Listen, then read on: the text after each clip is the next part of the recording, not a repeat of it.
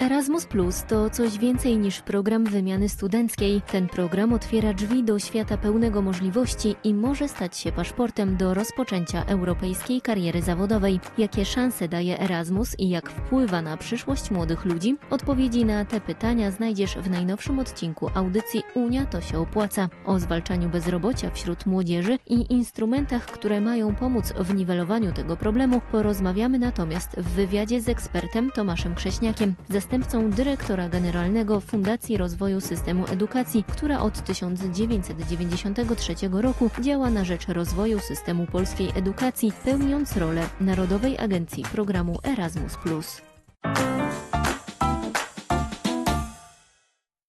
Erasmus Plus daje wiele możliwości rozwoju dla młodzieży i osób dorosłych. Od czasu uruchomienia programu w 1987 roku wzięło w nim udział ponad 16 milionów osób.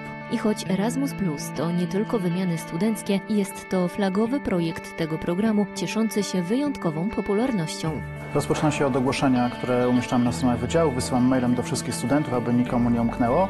Następnie studenci przysyłają swoje listy motywacyjne.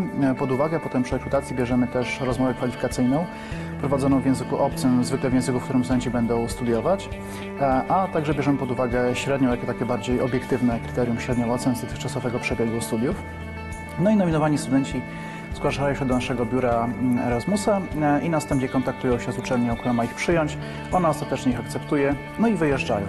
Dostają stypendium z Funduszy Unii Europejskiej i na miejscu przez semestr lub rok chodzą na zajęcia, studiują, poznają świat, otoczenie, po czym wracają do nas. Część przedmiotów im zaliczamy na podstawie ocen z zagranicy, a część przedmiotów muszą uzupełnić, czyli zdać po powrocie, ale tu zwykle wydłużamy im okres sesji, aby mogli spokojnie w pierwszych terminach, nawet później, zdać te brakujące przedmioty. Na UMCS przyjedzie w tym roku około 140 studentów, natomiast wyjechało około 170. Ta liczba jest mniej więcej stała. Spadła oczywiście w COVID-zie. W czasie COVID-u wyjechało i przyjechało około 60 osób, natomiast od tego czasu sukcesywnie rośnie i myślę, że to całkiem dobry wynik jak na ten rok. Miejsca w Hiszpanii, w Portugalii czy we Włoszech są bardzo popularne i tam czasem jest kilka osób na jedno miejsce.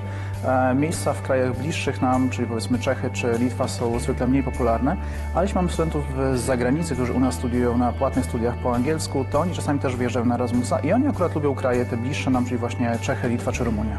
Erasmus kojarzy się z mobilnościami studentów i to nie podlega dyskusji. Hasło Erasmus to mobilności studentów, natomiast daje dużo więcej możliwości uczelniom, z których staramy się korzystać. Cały program jest podzielony na 3 akcje. Pierwsza akcja to są właśnie te wszystkie mobilności, czyli wyjazdy na studia, na praktyki, wyjazdy też pracowników na prowadzenie zajęć, na szkolenia. Druga akcja to jest współpraca pomiędzy instytucjami. Z tej akcji też korzystamy. W tym momencie na uniwersytecie jest realizowanych 6 projektów z akcji drugiej.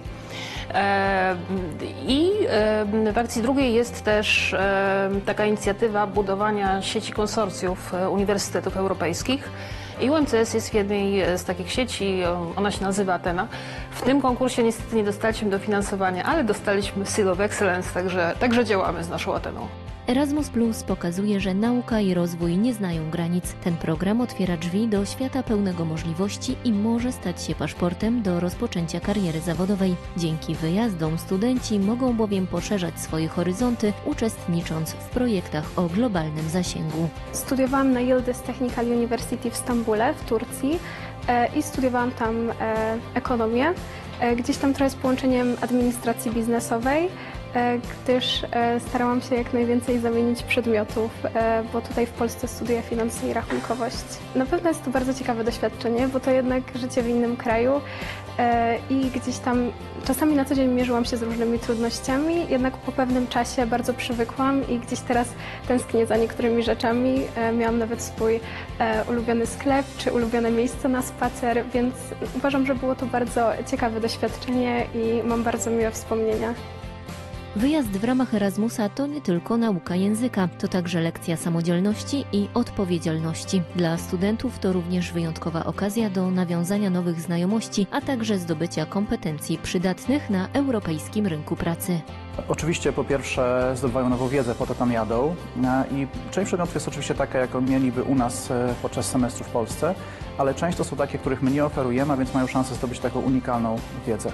Druga rzecz to uczą się oczywiście w języku obcym, a więc w takim prawdziwych warunkach, w takim zanurzeniu w język obcy udoskonalają ten język, ale także nabierają śmiałości w posługiwaniu się tym językiem. Gdy widzę studentów z Hiszpanii, którzy u nas studiują, z którymi mam zajęcia, to nie mają jakichś obaw, czy sobie poradzą z językiem obcym, a czasem chyba powinni mieć takie obawy. Natomiast nasi studenci mają bardzo dobry język obcy, zazwyczaj angielski, natomiast jeśli chodzi o wyjazd, to czasami mają jakieś obawy, czy sobie poradzę. Zupełnie niepotrzebnie. Kolejna rzecz to, że generalnie nabierają pewności siebie, że sobie poradzą. Jeśli coś wydaje się trudne, to potem wcale nie musi być trudne, a nawet jak jest, to potem już wiedzą, że sobie z tym poradzą, że są zdolni, że są ogarnięci, że wiedzą, jak sobie radzić w życiu i to jest duża rzecz, taka nauka samodzielności, odpowiedzialności za siebie. Kolejna sprawa to to, że uczą się tolerancji, otwartości, poznają ludzi z innych kultur, z innych krajów i widzą, że może na pozór się różnimy, ale tak naprawdę mamy bardzo wiele wspólnych cech, wspólne radości i smutki, wspólne problemy. I także może uczą się tego, że jesteśmy Polakami, Hiszpanami, Francuzami, ale jesteśmy też przede wszystkim Europejczykami, takiej tożsamości europejskiej wydaje mi się, że nabywają. I ostatnia rzecz, chociaż wcale nie najmniej ważna, spędzają dobrze czas, poznają kraj, kulturę, zwiedzają, wyjeżdżają, poznają ludzi, nawiązują przyjaźnie, spędzają czas w taki sposób taki radosny, pozytywny i to też jest wartość w ich życiu. Erasmus to nie tylko nauka, ale to też właśnie doświadczenia życiowe, piękne wspomnienia, czy też sam fakt, że poznałam wiele fascynujących osób, które gdzieś tam nadal na mojej drodze życiowej się jeszcze gdzieś tam przejawiają. I myślę, że bardzo warto, nawet dla samych wspomnień. Jeśli ktoś ma tylko taką możliwość, to zdecydowanie warto z takiej możliwości skorzystać. A możliwości jest naprawdę sporo. W Lublinie działa także Fundacja Sempre a Frente, która od 2010 roku angażuje się na rzecz rozwoju dzieci, młodzieży i dorosłych z Lubelszczyzny. Centrum Informacji i Rozwoju Młodzieży działające przy fundacji oferuje wiele form wsparcia młodym ludziom w zakresie wolontariatu, wymian międzynarodowych, przedsiębiorczości czy szkoleń. Z działań fundacji korzysta rocznie ponad 4000 dzieci i młodzieży. Sempre a Frente po raz kolejny została także regionalnym punktem informacyjnym Narodowej Agencji Programu Erasmus Plus i Europejskiego Korpusu Solidarności. W ramach programów Erasmus Plus można też zawiązywać różne partnerstwa międzynarodowe i właśnie takie partnerstwa prowadzimy. Na przykład w ramach programu Mind the Gap zbadaliśmy młodzież wchodzącą na rynek pracy, czyli będącą w tej takiej transmisji pomiędzy uczelnią a rynkiem pracy, żeby zadbać o ich potrzeby rozwojowe też, jeżeli chodzi o zdrowie psychiczne. Natomiast drugim projektem, który też prowadzimy, który wspiera zdobywanie i walidowanie kompetencji na rynku pracy, jest to aplikacja Kompetent, w ramach której młodzi ludzie mogą zbadać umiejętności, które potrafią, które mają, a jednocześnie zdobyć certyfikat potwierdzający je, a później dołączyć to do CV. Działania projektowe mogą dotyczyć kultury, ekologii, równości, dziennikarstwa czy programowania. W czasie takich projektów uczestnicy poznają swoich rówieśników z różnych zakątków Europy i wspólnie uczą się od siebie, podejmując inicjatywy skierowane do lokalnej społeczności, organizując akcje społeczne czy happeningi. Działania projektowe służą integracji, budowaniu pewności siebie i wyrażaniu swoich poglądów. Mają również zachęcać do aktywnej postawy obywatelskiej, zdobywania kompetencji miękkich, przydatnych w codziennym życiu oraz zwalczać bezrobocie wśród młodzieży. Zwalczanie bezrobocia wśród młodzieży jest kluczowym celem Unii Europejskiej wspieranej przez Inicjatywę na rzecz zatrudnienia młodzieży oraz Europejski Fundusz Społeczny Plus. I o tym porozmawiam z Tomaszem Krześniakiem, zastępcą dyrektora generalnego Fundacji Rozwoju Systemu Edukacji. Dzień dobry. Dzień dobry panu. Zacznijmy rozmowę od Państwa Fundacji. Kto może do Państwa przyjść i co może uzyskać? Tak naprawdę, jeżeli chodzi o naszą fundację, to może przyjść do nas każdy i tak naprawdę znajdzie jakiś program, który będzie pasował do jego wieku, do jego potrzeb, do jego umiejętności. Fundacja przez swoje ponad 30 lat działalności wspiera rozwój systemu edukacji w Polsce. Flagowym programem fundacji jest to program Erasmus Plus oraz program EKS, czyli tak zwany Europejski Korpus Solidarności. Porozmawiamy właśnie o szczegółach trochę tych programów, które Państwo macie. Co one dają młodym ludziom, którzy wchodzą na rynek pracy? W ramach programu Erasmus+, mamy to program skierowany dla szkolnictwa wyższego, gdzie studenci, ale również wykładowcy, pracownicy uczelni wyższych mogą wyjeżdżać na różnego rodzaju staże, partnerstwa i szkolenia za granicę. Mamy drugim co do wielkości wsparcia programem w ramach fundacji jest program szkolnictwa zawodowego, gdzie tutaj również uczniowie szkół zawodowych, nauczyciele mogą wyjeżdżać na różnego rodzaju szkolenia zagraniczne, na staże zagraniczne w zagranicznych firmach, w ten sposób powiększając swoje kompetencje. Oprócz tego mamy programy skierowane do młodzieży, gdzie to są bardziej działania nieformalne grupy, stowarzyszenia, organizacje pozarządowe mogą realizować projekty różnorakiego rodzaju. Minimalnym wiekiem, który skierowanym do osób jest 13 lat, czyli każdy od 13 roku życia może wziąć udział w tego typu projektach. Są to jakby podstawowe programy zarządzane przez fundację i oprócz tego ten wspomniany przeze mnie program Skills Poland, który już de facto rozwija bezpośrednio kompetencje zawodowe potrzebne młodzieży na rynku pracy. Panie dyrektorze, jak programy zarządzane przez Państwa fundacje wspierają młodych ludzi w Polsce? Oprócz tych umiejętności miękkich, o których przed chwilą mówiłem, a których uczestnicy programów mogą zdobyć w ramach programu Erasmus+, uczestnicy innych programów zarządzanych przez fundację, a mam tutaj na myśli program Skills Poland, mogą zdobyć konkretne kompetencje, konkretne umiejętności, które są oczekiwane przez rynek pracy. Te osoby w ramach tego programu, w ramach programu Skills Poland biorą udział zarówno w regionalnych i krajowych zawodach, gdzie konkurują z uczniami z innych szkół w ramach konkretnych umiejętności. Tutaj tych umiejętności, których mogą być te konkursy organizowane, jest ponad 60. My w Polsce na szczeblu regionalnym organizujemy w 20 różnych konkurencjach. Są to konkurencje od kucharstwa, spawalnictwa, poprzez takie konkurencje jak chmura obliczeniowa czy przemysł 4.0, gdzie zorganizowanie tego wymaga zaangażowania odpowiednich, bardzo zaawansowanych technologicznie maszyn. Te osoby następnie po przejściu tutaj szczebla i regionalnego, i polskiego biorą udział w konkursach europejskich i światowych i to konkurują z swoimi rówieśnikami z innych krajów całego świata. W zeszłym roku we wrześniu w Lyonie odbyło się Mistrzostwa Świata takiej umiejętności, my nazywamy to skillsów, gdzie polscy zawodnicy zdobyli 7 medali. Ci zawodnicy następnie tak naprawdę mogą z marszu dostają oferty od przedsiębiorstw całego świata, ponieważ udział w tych zawodach jest potwierdzeniem ich doskonałych umiejętności w danej dziedzinie, w której oni się kształcą i gdzie stoją tak naprawdę w przededniu wejścia na rynek pracy. Wspomniał Pan o programie Erasmus+, ale to nie tylko studenci. Powiedzmy coś więcej o tym programie, co on daje młodym ludziom, którzy wchodzą na rynek pracy. Znaczy w ogóle Erasmus Plus to się głównie kojarzy, nawet to wynika z badań robionych przez Komisję Europejską.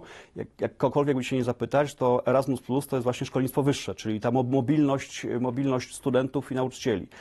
To był tak naprawdę pierwszy priorytetowy program Komisji Europejskiej, który dał nazwę innym programom, więc to nie jest tylko szkolnictwo wyższe, ale tak jak powiedziałem, szkolnictwo zawodowe, to jest również szkolnictwo dorosłych, to jest szkolenia zawodowe. Łącznie w 2024 roku na Polskę dla fundacji, na projekty realizowane w ramach projektu Erasmus+, przypadło o ponad 250 milionów euro. Są to pieniądze, które są przeznaczone na granty, na dofinansowanie projektów realizowanych przez te instytucje, przez konkretne osoby w ramach programu Erasmus+. A gdzie możemy znaleźć informacje na temat tych programów?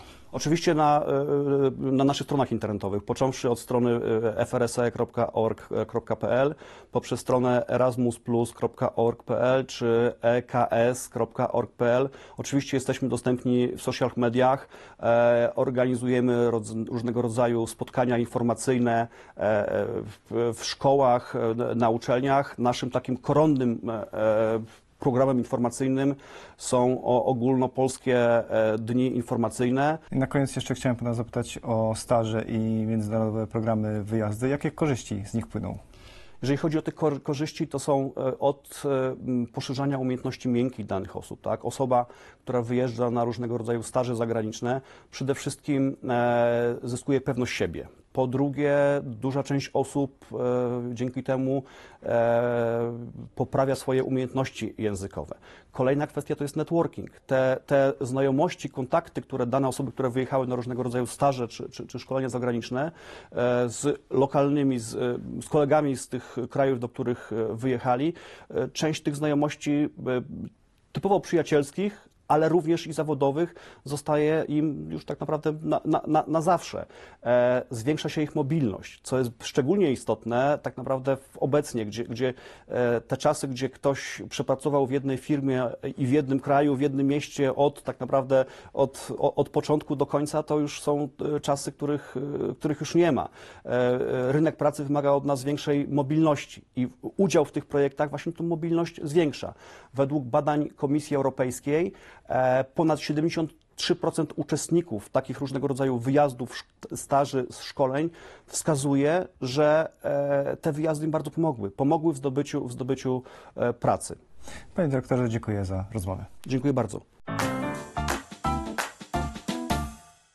Poznaj Unię Europejską w prosty i przystępny sposób w Centrum Multimedialnym Europa Experience – Spotkania z Europą. Dowiedz się więcej o europejskiej demokracji i jej wpływie na Twoje codzienne życie, korzystając z interaktywnych stacji multimedialnych, kina 360 i gry fabularnej. Wstęp jest bezpłatny, a wystawa jest dostępna we wszystkich 24 językach urzędowych Unii Europejskiej. Centrum Europa Experience znajduje się przy ulicy Jasnej w Warszawie. Program Erasmus Plus na lata 2021-2027 o budżecie w wysokości ponad 28 miliardów euro oferuje więcej możliwości w zakresie mobilności i współpracy niż kiedykolwiek dotąd. Aby dowiedzieć się, jak skorzystać z programu, wystarczy wejść na stronę Erasmus Plus, gdzie można znaleźć aktualną ofertę projektów i szczegóły dotyczące składania wniosków o ich finansowanie. Zgłoszenia wysyłać mogą zarówno uczestnicy indywidualni, jak i organizacje. Program Erasmus Plus obejmuje tylko wyjazdy studentów na studia zagraniczne. To jest mit. Erasmus Plus oferuje znacznie więcej niż tylko wyjazdy studentów na studia. Program obejmuje również praktyki zagraniczne, wymiany kadry akademickiej, projekty współpracy między instytucjami edukacyjnymi, a także działania w zakresie edukacji dorosłych i młodzieży. Od 2014 roku program Erasmus Plus wspiera także inicjatywy sportowe. Z roku na rok przybywa zainteresowanych tego typu grantami z Brukseli. W latach 2014-2020 otrzymało je 36 podmiotów z naszego kraju. W tej perspektywie finansowej na sektor związany ze sportem zostanie przekazanych 470 milionów euro, czyli o 205 milionów euro więcej niż w poprzedniej edycji programu.